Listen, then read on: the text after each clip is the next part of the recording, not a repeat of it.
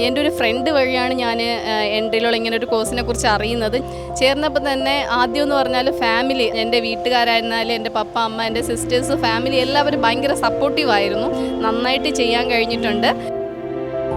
ഇന്നെന്തായാലും ഏറ്റവും അഭിമാന നിമിഷത്തിലാണ് എന്ന് നിൽക്കുന്നത്. കാര്യം കഴിഞ്ഞ ഒരു വർഷത്തെ ആ ഒരു പരിശീലനത്തിൻ്റെ റിസൾട്ട് ഇന്ന് കിട്ടിയിരിക്കുകയാണ്.